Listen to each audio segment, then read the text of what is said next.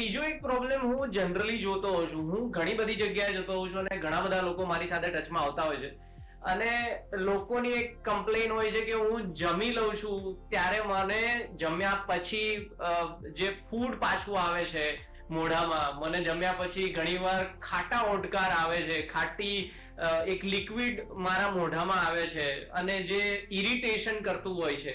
ઘણી બધી વખત એ જ વસ્તુ જે મોઢાના પાર્ટથી લઈને જે ઇસોફિગસ કહેવાય, અન્નનળી કહેવાય, એની અંદર બર્નિંગ થતું હોય છે.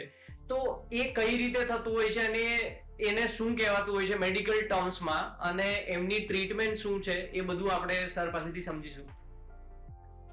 તમે જોઈ શકો છો કે સાગરભાઈ આટલા ડિટેલ ક્વેશ્ચન પૂછે તો પેશન્ટ સાથે અમારું શું થતું હશે.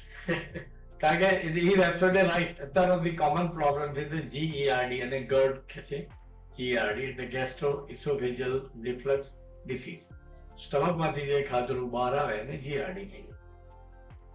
ઇન માય પ્રેક્ટિસ એટલે જે એન્ડોસ્કોપી કરું છું એમાં almost 25 to 30% patient are having GERD અને all younger age by large. હવે એક કેમ થાય GERD થવાના reasons, there are many reasons. Let me put down in two different ways.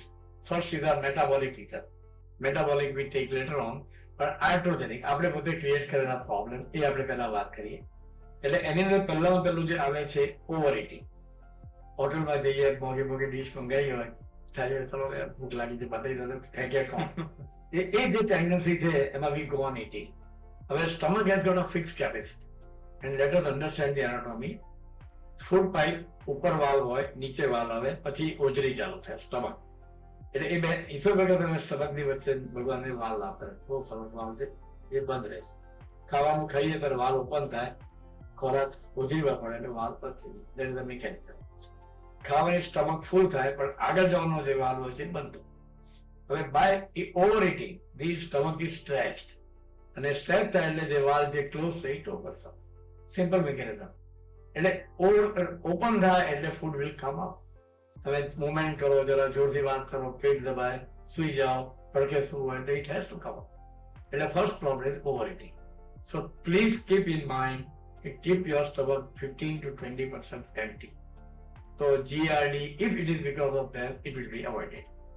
Second important point, taking habit of excessive water while taking food. જમતી વખતે લોકો 2 લોટા ભરીને પાણી પી જાય. ઘણા સવારના પરમાં ઉઠીને કે મારે તો 2 લોટા પાણી પીવું તો જ મને આમ જરા કોલ આવે છે. તો no sir, God has not made this mechanism. ઉપરવાળો વર્ષોથી એક જ મોડેલ બનાવે છે, એમાં કોઈ ચેન્જ થયો નથી. એટલે we cannot ask God to change his mechanism as per our Dzire. એટલે પાણી જમતી વખતે ઓછા ઓછું, બરાબર છે. જમતી વખતે અને જમ્યા પછી અડધો કલાક સુધી you can take half glass of water, not beyond it. અડધો કલાક પછી તમારે જેટલી ઈચ્છા એટલી. The reason is that by taking more amount of water, the digestive enzymes are diluted. અને સ્ટમક તમે પેટ ભરીને ખાધું એટલે પાણીના માટે ફૂલી જાય. Same mechanism again works.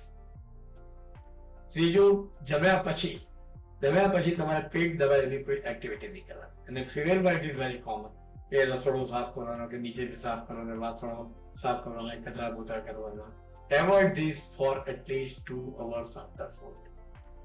In males also people are walking. If I have to jumpa ji અડધો કલાક ચાલવા દેવું છે. No sir, it is wrong. Why? I am giving you a scientific answer. કે જમ્યા પછી ખોરાક પચાવવા માટે એને વધારે amount of blood ની જરૂર છે. એટલે blood has to go more towards stomach. એટલે stomach circulation automatically increase અને brain ના circulation down થાય. એટલે ખ્યાલ હતો જમ્યા પછી આપણને જે ઊંઘ આવે છે, the reason is that.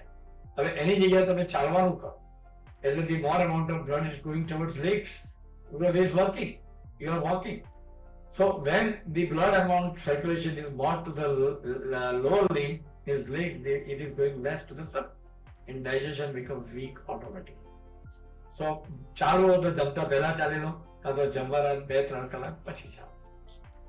The third point, diabetes. આ મેં કોમન ડિસીઝની વાત કરી છે આપણે. ડાયાબિટીસ વાળાને જે છે એ વાલ થોડો automatic because of the disease ખુલતો હોય છે. એના પછીનું રીઝન ઇઝ એનિમિયા, જેનું હિમોગ્લોબિન ઓછું રચ્યું હોય એને ઓપન રહે છે. Third reason is hypothyroidism. Thyroid જે લોકોનું વીક હોય એ લોકોનો વાલ ખુલ્લો જાય છે. Fourth is hypoproteinemia. Protein level basically જ્યાં ઓછું હોય તો વાળ એક ધૂલો જ રહેતો હોય છે. Fifth is obese people, fat. Because of fat, the wall doesn't get closed, protein remains open. એટલે excessive fat, excessive weight અને આ બાકીની જે વસ્તુઓ કહી એની અંદર વાલ opened up because of the disease. So in that case, GERD can be corrected only by treating the disease first. Otherwise, GERD cannot be corrected.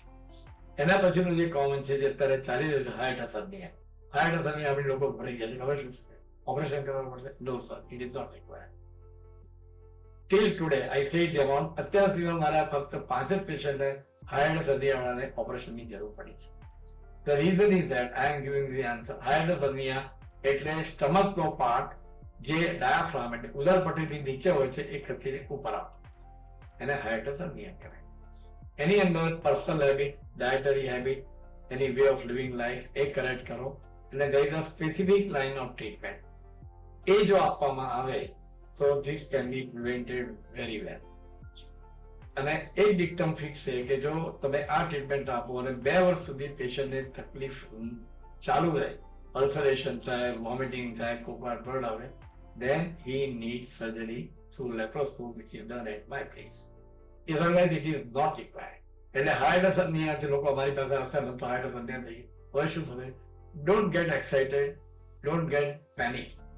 It is a common condition. If you manage it properly, operation can be avoided. So these are the things where the GERD happen. And the last point I said, આવા લોકોએ બને ત્યાં સુધી ઊંધા નહીં સુઈ જવું. આપણે આ બધું જ સમજ્યા ડોક્ટર જીતેન્દ્ર દેસાઈ પાસેથી. Thank you very much sir for explaining everything in detail.